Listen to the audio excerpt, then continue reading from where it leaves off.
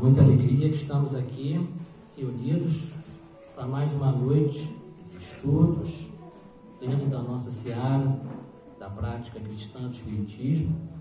Tá? Pedimos a todos gentilmente que desliguem os celulares. Tá? Só tirei a máscara agora para poder falar com vocês, depois eu coloco, mas todos com máscara, com álcool gel. E avisando, né, Clélia, né, ela não pôde estar presente hoje, está se recuperando de um processo simples que foi realizado, mas ela já está bem, já está tranquila, daqui a pouco ela está voltando com a gente. Então a gente vai, Sônia também está com um probleminha também, mas também já está em breve voltando para o nosso trabalho, para a nossa rotina, tá? Então a gente vai começar inicialmente o trabalho de hoje aqui na mesa improvisada, mas com certeza a espiritualidade está junto com todos nós, tá? Para o nosso trabalho. Então eu vou passar para a Rosa, fazendo a leitura inicial. Daqui a pouco teremos uma meditação, tá? Então pedimos a todos vocês, gentilmente, educadamente, que se concentrem aqui no trabalho, tá? Dentro dessa energia, dessa emanação de luz, que essa egrégora possa estar atingindo a todos nós nesse momento, tá bom? Boa noite. Eu vou ler um texto para iniciar, né? Depois vou fazer uma meditação sobre o texto. Então eu acho bem interessante que a gente possa se concentrar e ouvir com muito amor. E o título é Amor. O que é o amor? O que é esse sentimento que muitos falam, mas poucos sentem? Em nome dessa palavra amor se mata. Isso seria amor ou posse? Por amor não se mata, pela posse sim, quando queremos ser dono do objeto amado. Amor não fere, não aprisiona, muito pelo contrário. O amor verdadeiro liberta e traz alegria, pois queremos ver o objeto desse amor feliz e ninguém é feliz aprisionado. O que seria então esse tão falado amor incondicional? Esse amor ao próximo? Amor, amor, amor. Fácil falar, difícil praticar. Aqui estamos para aprender a amar, no sentido total e absoluto do sentimento, sem egoísmo, sem orgulho, sem falsa humildade. Simplesmente sentir, simplesmente deixar fluir, sem questionamentos, sem amarras, com total liberdade do ser. É tão difícil explicar. Por que temos que explicar? Por que não podemos simplesmente sentir e nos entregar a Ele? Por que temos que racionalizar o amor, quando somos tão irracionais para tantas outras coisas? Por que o medo de amar, de se entregar a esse sentimento? O único sentimento que, quando sincero e verdadeiro, é capaz de transformar o desespero em esperança, o rancor em perdão, a raiva em compreensão, o ódio em amor, a amargura em leveza, de trazer bem-estar e alegria. Se quisermos transformar nossa casa planetária, temos que aprender a amar, sem esperar nada em troca. Amar por amar. Amar sem preconceito, sem amarras, simplesmente amar. Temos que transformar essas 4 letras em sentimento verdadeiro. Isso sim é amor incondicional. É lindo, né? Uma mensagem psicografada, tá? Então agora pode apagar a luz, por favor.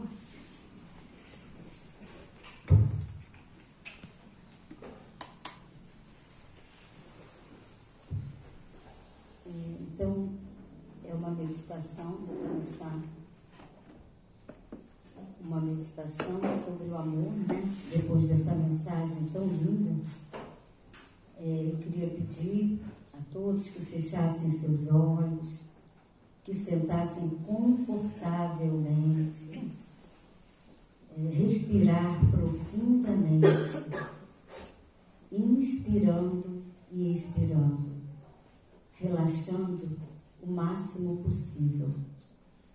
Deixar os problemas lá fora, aquietar a mente, isso é muito importante. Tentar sair do mental e ficar no coração, onde nós temos todas as respostas, onde ouvimos as nossas intuições. Agora vamos imaginar, saindo do coração, uma luz rosa, muito rosa, que todos possam imaginar essa luz. Uma luz maravilhosa, a luz do amor divino. Ela está em todo esse ambiente, está sobre nós, em todo o nosso ser.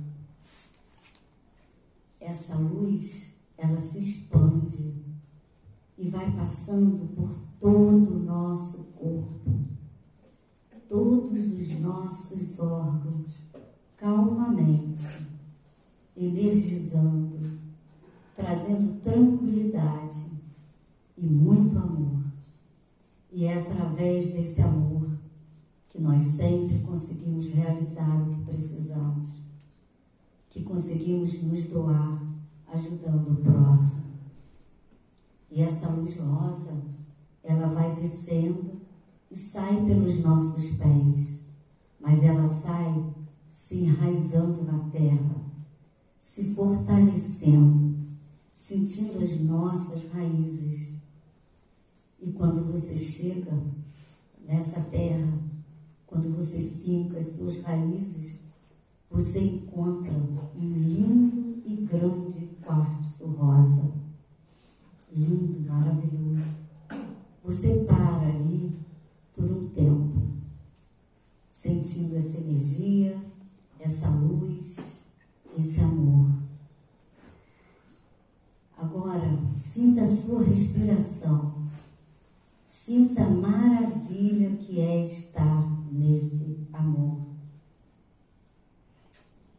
Se entrega. Vamos pensar nesse momento, nesse quartzo rosa, nessa luz maravilhosa, o que precisamos melhorar. Vamos pensar na nossa autorresponsabilidade que precisamos ter e nas escolhas que temos feito. Agora, você está iluminado, amparado, fortalecido para seguir a sua caminhada. Solte-se, ame-se. Que assim seja, graças a Deus. Então, nesse momento, vamos nos unir em prece, em pensamento. Deus, nosso Pai maior, Jesus, divino e amado Mestre, agradecemos por estarmos aqui reunidos mais uma vez em uma noite de estudos e que todas as mensagens e ensinamentos aqui proferidos possam nos trazer paz, força, esperança na nossa jornada, no nosso desenvolvimento espiritual, no nosso caminho diário, nossas batalhas, nossas lutas, e que toda a espiritualidade superior esteja presente conosco, com o irmão aqui palestrante, e com todos os presentes e também ausentes, hoje e sempre, com muita luz. Que assim seja, graças a Deus. Tá?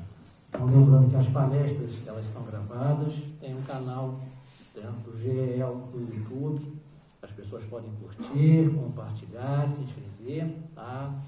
Que está ali disponível para todo mundo. Então, a gente vai passar a palavra para o nosso irmão Júlio Flores, nossa palestra hoje, cujo tema é a Lei de Deus e Lei de César. Tá? Boa noite. Agradeço a cada oportunidade de trazer mais uma vez o resultado dos nossos estudos.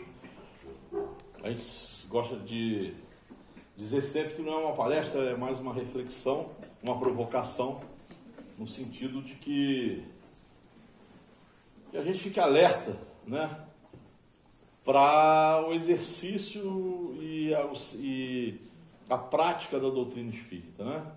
A doutrina ela não teria função se você não usasse ela no dia a dia, na prática do dia a dia. Então nós temos trazido os nossos estudos no sentido do exercício da cidadania, e cada vez que a gente estuda Kardec, fica mais claro que a intenção de Kardec era essa. Kardec nos propõe a fé raciocinada, né? Uma fé sem dogmas, sem hierarquia. Kardec nos propõe uma fé que tenha como referência a ciência, a filosofia, e que tenha como caráter religioso os ensinamentos de Jesus. E ninguém melhor, nós não tivemos melhor professor de exercício de cidadania do que Jesus. Jesus dedicou todo o seu curto período encarnado à demonstração do exercício, do bom exercício da cidadania. E aí, quando a gente vai lá no Evangelho segundo o Espiritismo, logo no capítulo 11 do Evangelho, a gente já começa a entender essa proposta de Jesus que Kardec traz junto com os Espíritos para nós. A primeira frase é assim: amar ao próximo como a si mesmo, fazer aos outros o que nós queríamos que os outros nos fizessem. Aí, essa já se estabelece uma senha do limite entre a lei de Deus e a lei de César. A senha está estabelecida aí. Amor ao próximo. É o que Jesus nos pede. Essa máxima, dai a César o que é de César, ela não deve ser entendida de uma maneira restritiva, absoluta, né?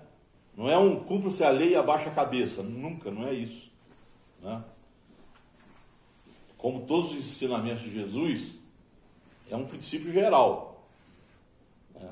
Resumido sobre uma prática usual e deduzido de uma situação particular. Ele recebeu uma provocação dos fariseus, através dos herodianos, porque os fariseus não tinham coragem de desafiar Jesus, eles tinham raiva de pagar impostos e queriam colocar Jesus numa situação constrangedora perante ao governo político, ao governo dos Césares, do governo romano, e fazem essa provocação.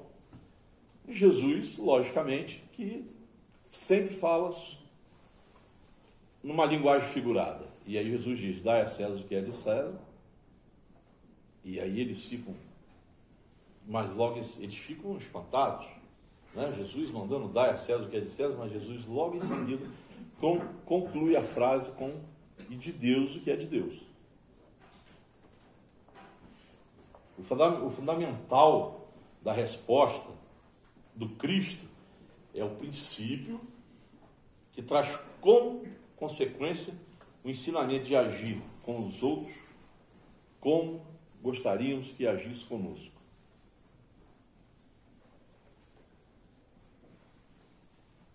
Esse princípio ele condena qualquer prejuízo material e moral causado a outro, qualquer violação dos interesses alheios, prescreve o respeito aos direitos de cada um, como cada um deseja que se respeite os seus. Daí estende-se esse cumprimento dos deveres contraídos com a família, com a sociedade, autoridade, tanto quanto para com os indivíduos. Nesse ponto, o Evangelho nos coloca diante do compromisso com a cidadania. E espera de cada um de nós a atenção para a forma como a lei de César atua diante das questões sociais que nos afligem. Kardec nos propõe a fé raciocinada. Sendo assim, a doutrina não pode ser blindada das demandas permanentes, né, motivadas pelas distorções do sistema, um sistema que amplia as diferenças, colocando a base da pirâmide sob pressão constante de uma minoria privilegiada. Nós temos que estar muito atentos a isso. Por que nós temos que estar atentos? Porque a gente corre muito risco, a humanidade, de querer, né, é o escravo, como dizia Dom Helder Câmara, o escravo de hoje que quer ser o senhor de amanhã. Na verdade, o cara não quer melhorar de vida, ele quer ocupar o espaço do algoz dele e passar a ser algoz de outro. Isso não é ser cristão. Isso nos distancia de Cristo. E as cobranças vão ser severas, porque a vida é eterna. E tudo que a gente semeia, a gente é obrigado a colher. As diferenças sociais sempre existirão. Sempre existirão. Mas sob a lei de César, elas se ampliam, trazendo miséria, fome, morte. Né? 30 milhões de brasileiros abaixo da linha da pobreza. 30 milhões. São 15% da população brasileira. Abaixo da linha da pobreza, abaixo da linha da miséria. A gente vê aqui, nós temos uma campanha permanente de arrecadação de alimentos, várias pessoas têm nos ajudado, continuamos pedindo para continuar ajudando, de pessoas que não sabem o que vão comer. Não tem ideia. Sabe?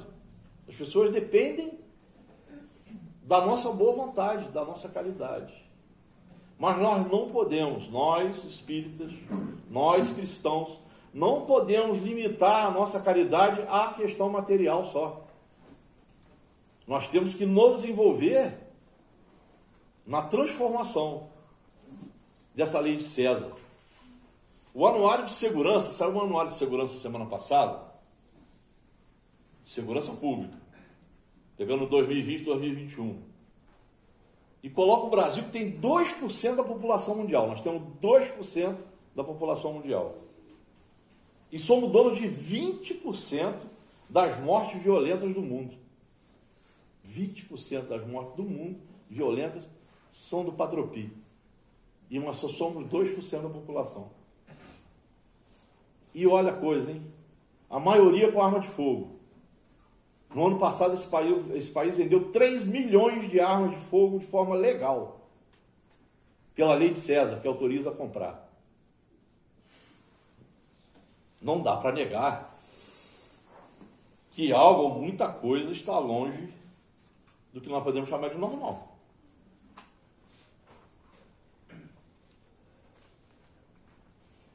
Alguma coisa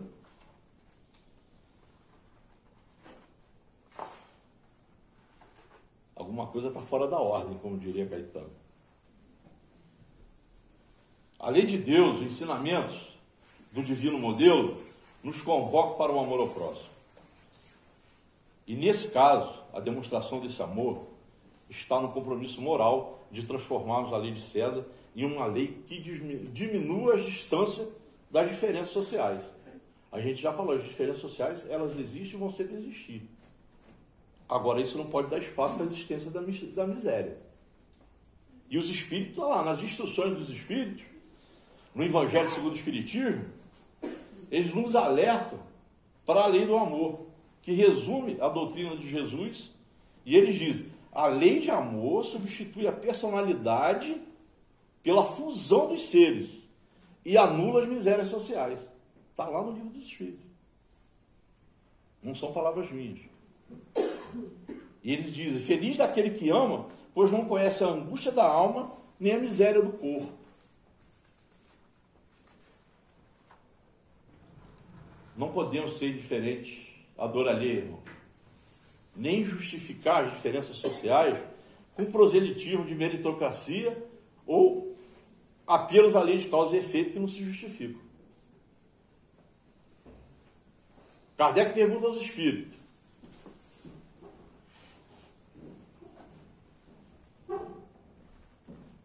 se as diferenças sociais no mundo são coisas de Deus. E os espíritos dizem: não são, são dos homens. Só isso, eles já respondem isso aqui. Não são. São dos homens. As diferenças sociais são criação nossa. Ela não é uma criação divina. O cara não veio, vivia na miséria, porque o destino dele é esse. Está errado.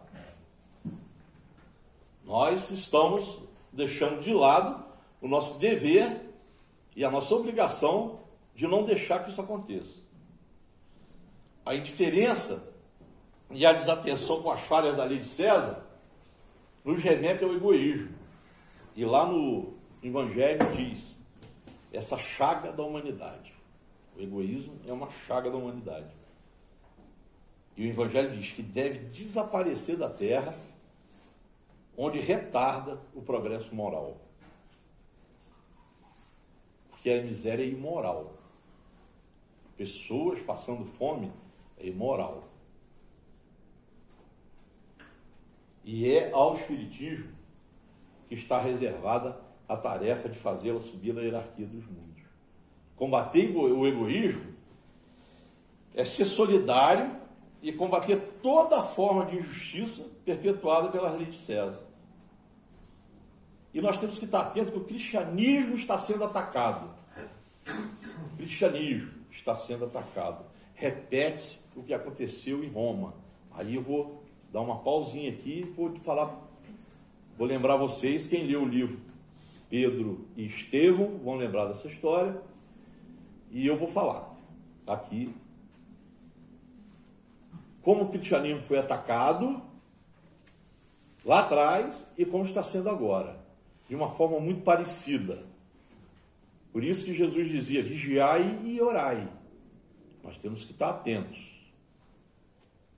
Quando Jesus é crucificado, Jesus é condenado, denunciado por religiosos e é condenado pelos políticos, que eram os dominantes romanos que governavam aquela época, e os fariseus, os saduceus, que eram os religiosos, que levaram Jesus lá para ser condenado pelos romanos. Na ideia deles, matando Jesus, se resolveu um problema que eles não estavam dando conta. O cristianismo crescia muito e estava virando um movimento popular, que era um movimento de paz, era um movimento de paz, era um movimento revolucionário, mas de paz, pela paz, pelo caminho da fé, pelo caminho do amor ao próximo. Mas estava incomodando, porque começou a crescer muito, incomodava muito. Então eles achavam que matando o líder resolvia o problema. Assim como o Barrabás era um revolucionário também, mas ele era violento, ele era a favor da luta armada. Viu? E tanto é que ele depois é trocado lá. Vocês querem Jesus ou... Eram os dois grandes líderes ali de movimentos populares naquele momento, era Barrabás e Jesus. E a Patuleia escolheu que matasse Jesus. Romanos e religiosos se sentiram satisfeitos. Matamos o líder, isso vai acabar. Mas não acabou, nós estamos falando de cristianismo aqui agora. Pedro, que é onde Jesus colocou a responsabilidade de continuar o apostolado, Pedro cria o que eu chamo da primeira casa espírita que se tem noção na história, né? Mas não era chamada de casa espírita, era uma casa de acolhimento. Por que ela é muito parecida com a casa espírita? Porque ela acolhia as pessoas que estavam em situação de fome, doentes, e tratavam delas da questão física, da fome e das dores, e tratava espiritualmente. Pedro dominava os fundamentos do magnetismo. Ele foi treinado por Jesus para isso. Então, a presença de Pedro emanava uma energia tão grande, uma vibração tão grande, que ela era curativa. E isso fortaleceu muito o cristianismo. O cristianismo começa a crescer. Eu vou dar um salto aqui para ser mais rápido. Quando Paulo se converte ao cristianismo, o grande apóstolo depois de Jesus morto é Paulo, e Paulo cria o que alguns gostam de chamar, para ficar engraçado, que é a franquia de Jesus, a franquia cristã. Ele sai pelo mundo criando casas de acolhimento, como aquela primeira que Pedro fez. Em todas as cidades que ele ia, ele reunia as pessoas e doutrinava, ensinava o Evangelho de Jesus, e aquelas pessoas criavam uma casa de acolhimento. Porque a proposta do cristianismo é sempre o amor ao próximo, é cuidar das pessoas. E ele começa a fazer isso, espalhar isso pelo reino, e ele atravessa, ele anda, ele vai à Grécia, ele vai à Ásia, ele faz uma peregrinação, e quando vê aquelas cartas aos Coríntios, cartas aos Filipenses, carta a Timóteo, ele mandava cartas para esses lugares onde ele criou aquela franquia de Jesus ali, aquela casa de acolhimento. E isso cria uma situação muito grande para o Império, uma situação difícil. O Império começa a perseguir os cristãos. Paulo era um perseguidor de cristãos. Ele se converte. E mata cristãos, e crucifica, e joga aos leões. Mas quanto mais eles faziam isso, mais o movimento crescia. E aí o inteligente lá percebeu o seguinte: nós estamos fazendo tudo errado. Por quê? Porque o cristianismo está ocupando um espaço que o Estado não ocupa. O cristianismo está dando assistência para as pessoas em dificuldade, para as pessoas que estão passando fome, para as pessoas que estão doentes. Quando eles percebem isso, eles têm uma sacada sensacional. Olha só, a gente não vai conseguir matar todo mundo. O que nós temos que fazer? Nós temos que nos apropriar do cristianismo, e eles fazem isso, se apropriam, criam novas regras, uma Bíblia Sagrada novinha, que tira dali todos aqueles assuntos importantes que Jesus tinha colocado, que tirava a necessidade de que alguém intervisse por você para falar com Deus. Tiram da palavra de Jesus a reencarnação, que era corriqueiro. Jesus falava toda hora disso. Há muita morada na casa de meu pai. É preciso, ele disse para Nicodemos, quando Nicodemos disse: o que eu preciso para seguir o seu Deus? E ele diz: você vai ter que nascer, renascer e nascer de novo. Em várias citações Jesus fala da reencarnação. Mas o imperador pega, faz uma edição de toda a mensagem do Cristo, cria uma hierarquia. Você agora, para falar com Deus, você tem que passar pelo coroinha, pelo padre, pelo bispo, pelo cardeal, pelo papa. Agora, se você tiver dinheiro, você pode comprar indulgência. E aí o pessoal que tem dinheiro começa a comprar indulgência. E aí cria a grande fortuna da igreja. Então a igreja se apropria do cristianismo, mina ele por dentro e toma conta. Por muitos e muitos séculos, a igreja foi dominada por esse espírito, a igreja romana, por esse espírito de poder, de dominação, em que as pessoas que se pronunciavam de forma diferente, que se pronunciavam falando do amor ao próximo, eram tratadas como bruxos, eram queimados na Inquisição. As comunidades que se rebelavam contra isso e queriam manter a crença no cristianismo, mas sem o vínculo com a igreja romana, eram chamados de pagãos. E também eram jogados à fogueira. As cruzadas foi quando mais se matou em nome de Deus. Ou seja, eles se apropriaram do cristianismo e minaram ele de dentro para fora.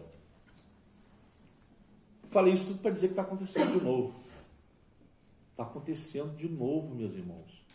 Denominações religiosas se apropriaram da palavra cristã, do cristianismo, e de dentro minam o projeto de Jesus, porque eles não falam em amor ao próximo. Eles não falam de caridade. Não, eles falam de demônio, que vai tirar o demônio. Eles falam que só o deles salva, o resto vai tudo para o inferno. E tem um monte de gente indo atrás. Então, esse ataque ao cristianismo, ele nos ataca frontalmente, nós que somos cristãos. Mas nos foi avisado no Evangelho, foi nos avisado pelos profetas, que os verdadeiros cristãos seriam realmente atacados. E nós somos atacados de cada vez em que a tecnologia avança, que a ciência avança, o ataque é de forma mais sutil. Então nós temos que estar atentos, alertas, para perceber isso aí. Nós somos os trabalhadores da última hora. A nós cabe uma grande responsabilidade, que é de transformar esse planeta num planeta de regeneração. Está lá no Evangelho. É a vós, novos apóstolos da fé, a quem incumbe a tarefa e o dever de extirpar esse mal para dar ao cristianismo toda a sua força e desimpedir o caminho das sarças que lhe entravam à marcha. Está claro lá no Evangelho segundo o Espiritismo, lá no capítulo 11, amor ao próximo. Essa passagem nos remete a mais uma instrução dos Espíritos. Instrução dos Espíritos. Está lá em cima no capítulo do Evangelho, está escrito instrução dos Espíritos, que nos orienta sobre o dever. E ali fica claro que o aperfeiçoamento da lei de César, está claro que quando eu falo leis de César, são as leis dos homens, aquelas leis dos governantes, do planeta inteiro. O aperfeiçoamento das leis de César é tarefa permanente para o nosso processo evolutivo, para que a gente evolua e que esse planeta saia de um planeta de provas e expiações para um planeta de regeneração. É fundamental que nós aperfeiçoemos as leis de César. É a caridade além do material, é a caridade que resgata a dignidade. Paulo diz: para fazer o bem, sempre é preciso a ação da vontade. Para fazer o mal, muitas vezes basta a inércia e a indiferença. Não podemos pensar que isso não me atinge, então não tenho que me envolver. Estamos cometendo um erro gravíssimo e que vai nos ser cobrado no nosso processo evolutivo. Não podemos fechar os olhos ao que acontece à nossa volta. Não podemos perder a nossa capacidade de nos indignar com os absurdos que escancaram o abismo social que a lei de César impõe a uma grande parcela da humanidade. Lá no capítulo 17, os Espíritos nos pedem para que sejamos perfeitos. E eles falam sobre dever. E dizem: o dever é a obrigação moral, primeiro consigo mesmo, e em seguida com os outros. O dever é a lei da vida. É encontrado nos mais ínfimos detalhes, assim como nos atos elevados. O dever vai estar presente em todos os atos da nossa vida, em tudo aquilo que a gente fizer. O dever é o resumo prático de todas as especulações morais. Todos nós sabemos quando estamos fazendo certo ou quando estamos fazendo errado. Isso é muito claro. A gente pode até fingir que não está entendendo, mas que a gente sabe. Basta ficar 3 segundos, se colocar numa condição aí de meditação e respirar fundo, e que você fala: não, esse pensamento está errado, eu pensei, mas está errado. Quando a gente começar a fazer isso, as coisas começam a melhorar. E fica claro que o nosso compromisso com a doutrina cristã está diretamente associada ao nosso exercício da cidadania. E exercício da cidadania é o que disse Jesus lá no início: é bem mais do que balançar a cabeça para a lei de César. Não, a gente tem que enfrentar, se ela estiver errada, para transformar, para que nós sejamos verdadeiros cristãos. Nós não podemos nos omitir.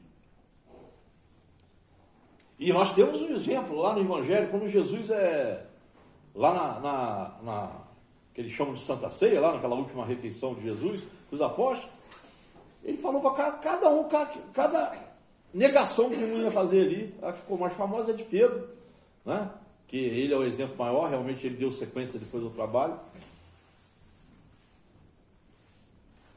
Mas ali mostra claro o nosso compromisso, o nosso dever com as transformações que possam aliviar a dores dos nossos irmãos. Mais uma vez, é sempre bom lembrar, porque dói quando lembra. 30 milhões de brasileiros abaixo da linha da pobreza. Sabe, a gente que vive com menos de R$100 por mês. Então nós não podemos nos conformar com isso. E o Espiritismo, se ele não estiver ligado à nossa conduta e ao nosso exercício da cidadania, ele não tem função. Porque o que Jesus queria é que nós transformássemos. E o Espiritismo também, nós vamos continuar falando aqui. Eu descobri nessa pesquisa coisas surpreendentes. Inclusive uma que eu gostei muito, que já nós vamos falar. Está lá no Evangelho. O homem que cumpre o seu dever ama a Deus mais que as criaturas, e as criaturas mais que a si mesmo. É juiz e escravo de sua própria causa. O homem deve amar o dever, não porque o preserve dos males da vida, mas porque dá à alma o vigor necessário ao seu desenvolvimento. Nós temos os instrumentos, a espiritualidade está à nossa disposição. Essa transformação pode ser feita.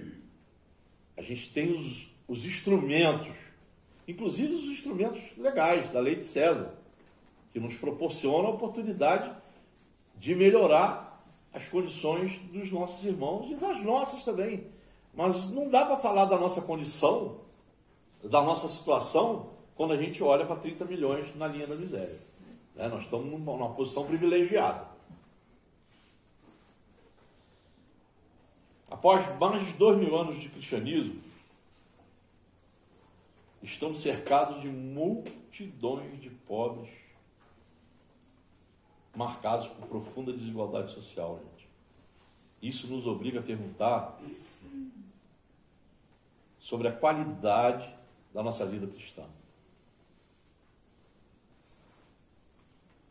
O Evangelho diz que o verdadeiro homem de bem é aquele que pratica a lei de justiça, de amor e de caridade em sua maior pureza. Não dá para praticar justiça sem questionar a lei de César. Se essa lei aprofunda a distância social entre as classes, se permite que irmãos vivam abaixo da linha da pobreza, que saúde e educação sejam privilégio dos mais abastados, que moradia e segurança não seja para todos, tem alguma coisa muito errada. Porque está lá no livro dos Espíritos e no Evangelho. A autoridade, assim como a fortuna, é uma delegação de responsabilidade. E aquele que dela for investido terá contas para prestar. Ele pode até negar para a gente, mas vai chegar a hora. Seja quem for o depositário da autoridade, em qualquer extensão que ela abrange, desde o senhor ao seu servidor, até o soberano do seu povo, ele nunca deve dissimular o fato de ser encarregado de almas. Questão de humanidade. Qualquer pessoa que tenha, mesmo o sujeito que é chefe de uma seção, ou que tem uma oficina mecânica, ele é responsável por sua opção pelo cristianismo por aquelas almas. Ele tem que tratá-las de forma cristã. Os deveres da caridade estendem-se a todas as posições sociais, todas, desde o menor até o maior. Mas é nas lutas mais penosas que se apresentam as ocasiões para praticá-las. Todas essas dificuldades, todos esses enfrentamentos que a humanidade está enfrentando, né, todos eles são oportunidades que nós recebemos de Deus para que possamos nos elevar enquanto espíritos em processo evolutivo. A lei de Deus e a lei de César precisam estar próximas para que a transição planetária se faça. Enquanto a gente não reduzir essa distância,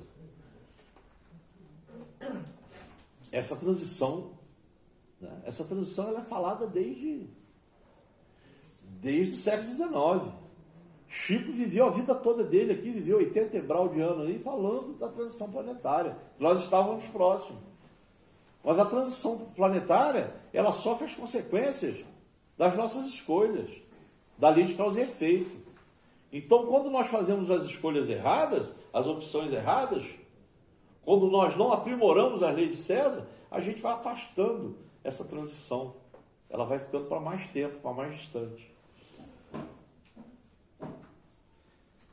E o Livro dos Espíritos diz lá, a única forma de evoluir é coletivamente. E para evoluir coletivamente, nós temos que estar em patamares de igualdade. não de classe social, de igualdade, de justiça. Todo mundo tem que ter direito a fazer no mínimo 3 refeições ao dia. Todo pai, toda mãe deve ter o direito de ter o filho na escola. Todos nós que não ficávamos dentro temos que ter o direito de ser atendido com dignidade pela medicina. Não é possível ser feliz sozinho, já dizia o poeta. Então nós vamos falar que só através da cultura da aproximação, e essa expressão eu pego emprestado do Papa Francisco, que aí eu retomo lá a história que eu vinha falando da Igreja de Roma, a gente vê que a própria Igreja, hoje, ela não tem mais aquela estrutura que tinha a Igreja de Roma, e hoje nós temos um Papa que é um ser humano, uma pessoa do bem, e nós podemos falar claramente que é do bem, e ele nos convoca para a cultura da aproximação, do encontro das religiões, da caridade solidária. Só através dessa cultura da aproximação é que nós poderemos consolidar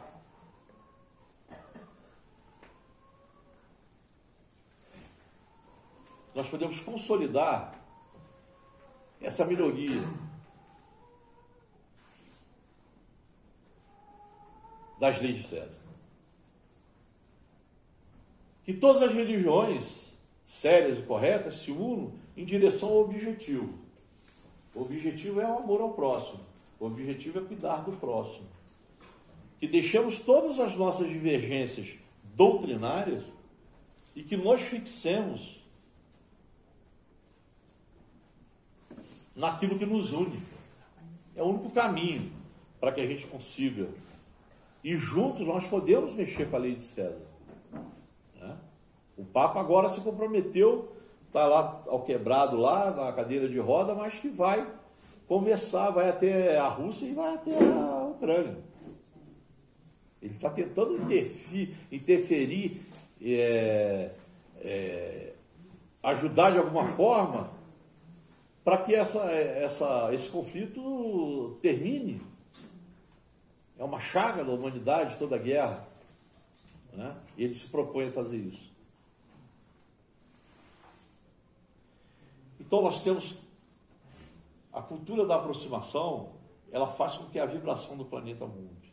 O Evangelho diz, é grande a compensação quando conseguis dar coragem e esperança ao irmão. Então as coisas podem mudar se a gente se juntar. Né? Se nós deixarmos, se houver uma fusão de seres, como diz o Evangelho, e nós nos juntarmos para que possamos trazer essa transformação, trazer essa mudança, e essa mudança só vai acontecer quando a gente diminuir as desigualdades. Porque enquanto houver sofrimento, haverá sofrimento cruel, esse sofrimento imoral, ele atrasa a nossa evolução. A luta pela transformação da sociedade, pela redução da diferença, é o exercício pleno da caridade cristã na prática. É além da caridade material.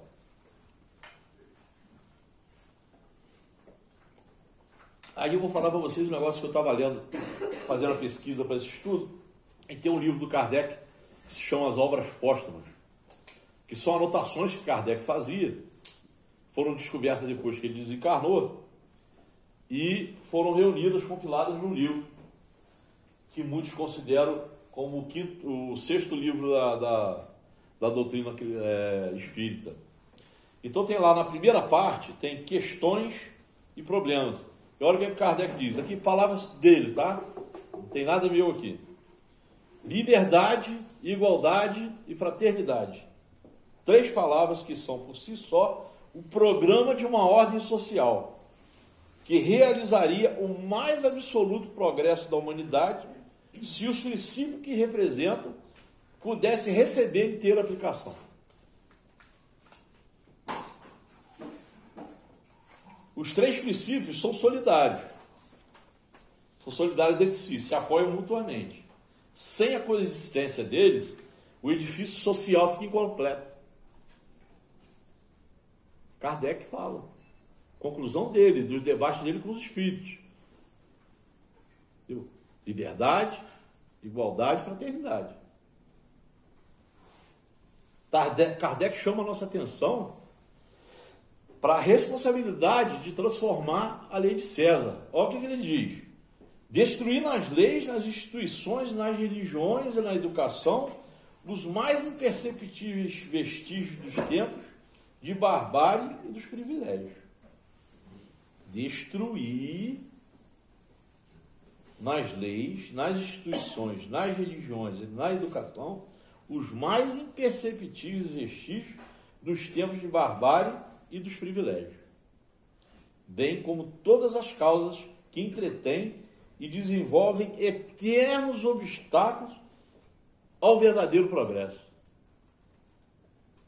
Olha como Kardec nos põe contra a parede.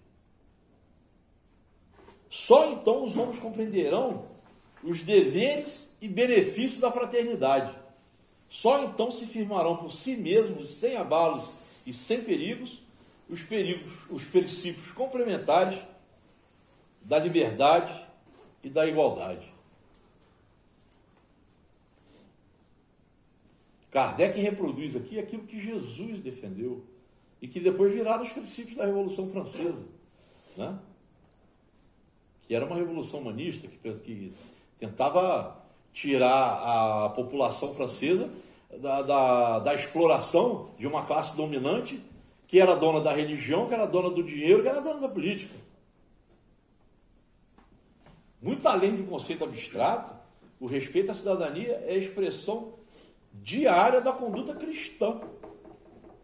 O bom cristão é um excelente cidadão, porque ele tem responsabilidade com o próximo. Não basta exercermos os nossos direitos, cumprirmos os nossos deveres para com o Estado e a sociedade e esquecermos que esse Estado e essa sociedade é responsável pela desgraça e pela miséria alheia.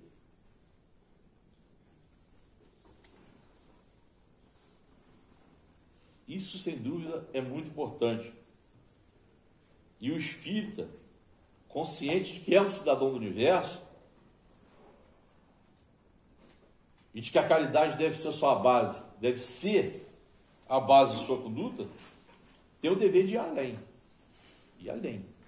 E oferecer o melhor de si aos seus semelhantes, na certeza de que é pelo esforço, comprometimento de cada um dos ideais de liberdade, igualdade e fraternidade, que se construirá um futuro, uma sociedade no qual viveremos de fato como irmãos, não só irmão no discurso. Deus mandou Jesus para cá para que Jesus nos servisse como exemplo, e Jesus foi ao limite de ser humano para nos dar o exemplo. Então, o exercício da cidadania é uma extensão do amor ao próximo. A nossa fé não pode se distanciar da nossa prática diária. Não podemos perder a nossa capacidade de indignação. Precisamos ser instrumentos transformadores dessa lei de César. E ela pode ser melhorada, aprimorada. Nós temos que ter esse compromisso e entender que a fé raciocinada, a fé da forma como é proposta pelo Espiritismo, ela exige mais do que a frequência à casa espírita, mais do que a frequência aos estudos, às aulas que a casa oferece, mais do que a ajuda material que a gente dá às pessoas, que é importante. A ajuda material é importante, porque tem fome, tem pressa. Nós temos que, na situação que estamos vivendo, temos que trazer alimentos para a gente distribuir para quem está precisando. Mas nós precisamos entender que a nossa fé cristã ela tem que ir adiante, ela tem que ir a um lugar a mais do que a gente só se conformar com as coisas que não são colocadas. Nós precisamos nos organizar no sentido do amor ao próximo, no sentido da fé raciocinada, no sentido do entendimento de que, para que a gente possa ir realmente para um planeta, de sair de um planeta de provas e expiações para um planeta de regeneração, nós precisamos que dar muitos passos ainda no sentido do amor ao próximo, no sentido da mensagem de Jesus, que é o nosso guia, o nosso divino modelo. Todas as vezes que nós fomos atacados por maus pensamentos, todas as vezes que a gente achar que a melhor forma de resolver as coisas é pela violência, todas as vezes que a gente achar que a melhor forma de cidadania é reagir às provocações das redes sociais,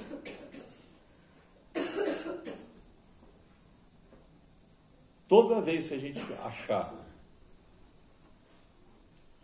que o nosso exercício da cidadania se limita ao Instagram, ao Facebook, ao WhatsApp, nós estamos atrasando a nossa evolução e nós estamos atrasando a evolução do planeta. É um momento muito sério, um momento de muita responsabilidade para nós que temos preocupação com o próximo, para nós que acreditamos em Deus, que temos Jesus como modelo. Um momento muito sério. Como eu disse lá no meio da palestra, o cristianismo está sendo atacado. E ele está sendo atacado de dentro para fora. Está sendo atacado por setores que se dizem cristãos, que falam expressões da Bíblia, né? Mas o Evangelho também nos alerta para os falsos profetas.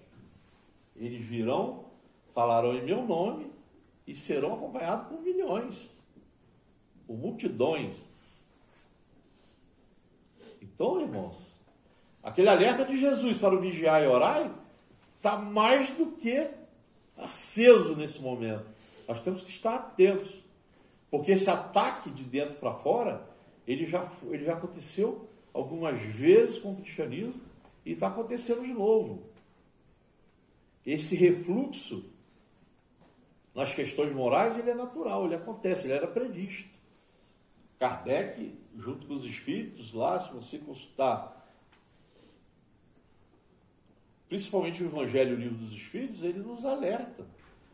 Porque o mal, ele tem força, e tem muita força. E ele age sobre a gente pela sintonia. O que é sintonia? Sintonia é quando você permite, você está na mesma frequência.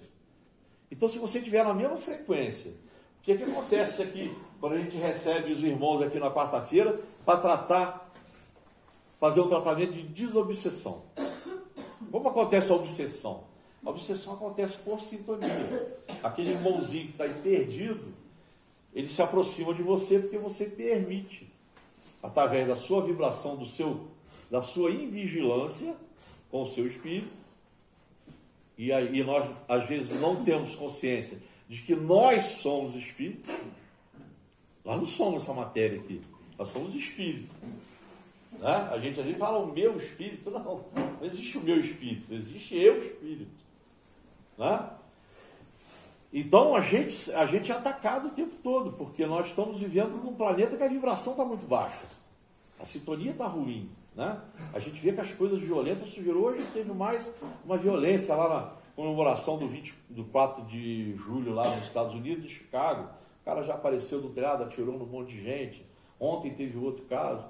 Quer dizer, o planeta está numa bagunça muito grande no sentido da vibração. E isso acontece, é a sintonia. O que nós temos que fazer? O nosso cuidado. Nós temos que cuidar do nosso espírito através da prece. Vir à casa espírita é muito bom, vir aqui e ouvir os estudos e fazer a reflexão, receber o passe, tomar água fluidificada. E devemos continuar isso durante a semana, em casa, fazer a prece, sabe, pedir a Deus para que os bons espíritos nos acompanhem, nos iluminem, nos orientem, para que a gente não cometa erros desnecessários e para que a gente exerça da melhor forma a nossa cidadania, que a gente tenha empatia por esses irmãos que estão passando por um momento tão difícil, essa situação de miséria, né? Nós estamos tendo dificuldade de ir ao mercado, né? Nós que estamos trabalhando, que temos o mínimo, né? Imagina essas pessoas que não têm, que dependem das nossas doações, que dependem da caridade, entendeu? A caridade, ela é muito boa para quem faz, mas para quem recebe é uma coisa muito constrangedora. Por isso que quando a gente faz caridade, a gente tem que ser muito delicado, muito sutil, para que não seja minimamente agressivo para quem está recebendo. Isso aí também é exercer a cidadania e ser cristão, sabe? Não tem que tirar selfie, não tem que ser de forma bem sutil, para que a pessoa se sinta ajudada e não humilhada. Isso é ser cristão. Então nós temos várias oportunidades durante o dia e durante a noite de exercermos a nossa cidadania, de interferir, sabe? De não aceitar quando algum irmão vier com posições agressivas, com um discurso ranhento. Não é por aí, companheiro. Nós temos que nos sentir irmãos. Nós temos que ter um mínimo de tolerância, mesmo que seja difícil. Porque nós não viemos aqui a passeio. Esse é um planeta de provas e expiações. É um exercício que nós temos que fazer. O exercício da cidadania ele não é fácil, porque ele pede, ele exige que nós tomemos decisões e que nós passemos a questionar aquilo que a lei de César está errado, que ela não está dando certo. Sabe? Então nós temos que estar alertas. Vigiai e orai. E eu queria fazer aqui uma homenagem ao filósofo Belchior e dizer que amar e mudar as coisas me interessa mais. Força, coragem e fé. Muito obrigado. Agora nós vamos ao passe. Então eu quero pedir que sentem-se confortavelmente, preferência de olhos fechados, conectados com o seu coração e com a espiritualidade. Vamos aproveitar esse momento e vamos nos entregar para que a espiritualidade possa agir sobre todos nós. Os médios estão chegando, vamos nos preparando. Nós te rogamos, Pai de infinita bondade e justiça, as graças de Jesus Cristo, através de Bezerra de Menezes e suas legiões de companheiros. Que eles nos assistam, Senhor, consolando os aflitos, curando aqueles que se tornem merecedores, confortando aqueles que tiverem suas provas e expiações a passar, esclarecendo aos que desejarem conhecer a verdade e assistindo a todos quantos apelam ao teu infinito amor. Jesus, divino portador da graça e da verdade, estende tuas mãos dadivosas em socorro daqueles que te reconhecem o despenseiro fiel e prudente. Faze o divino modelo, através de tuas legiões consoladoras, de teus santos espíritos, a fim de que a fé se eleve, a esperança aumente, a bondade se expanda e o amor triunfe sobre todas as coisas. Bezerra de Menezes, apóstolo do bem e da paz, amigo dos humildes e dos enfermos, movimenta as tuas falanges amigas em benefício daqueles que sofrem, sejam males físicos ou espirituais. Santos Espíritos, dignos obreiros do Senhor, derramai as graças e as curas sobre a humanidade sofredora, a fim de que as criaturas se tornem amigas da paz e do conhecimento, da harmonia e do perdão. semeando pelo mundo os divinos exemplos de Jesus Cristo. Assim seja. Nós agradecemos, a espiritualidade por esse momento do passe, essa energia maravilhosa que recebemos, e que possamos voltar para casa refletindo sobre tudo que nosso irmão Júlio falou.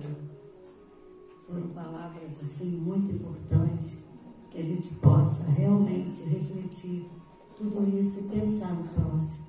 Senão não tem sentido estarmos aqui, Obrigada. Então vamos à prece final. Senhor Deus, Jesus, divino amado Mestre, agradecemos por mais uma noite de estudos realizados aqui na casa, e que todas as mensagens e orações aqui ministradas possam chegar aos nossos corações, aos nossos lares, a todos aqueles necessitados, que possamos nos fortalecer para as nossas tarefas diárias, para o nosso dia a dia, e que possamos trazer sempre no coração os ensinamentos do Mestre, de paz, amor, caridade, fraternidade, todos os dias na nossa jornada terrena. Fica conosco, Senhor, que assim seja. Graças a Deus. Agradecendo a todos, uma boa noite, bom descanso a todos, e a casa continua funcionando até no vapor, tá? Deus abençoe e muita paz.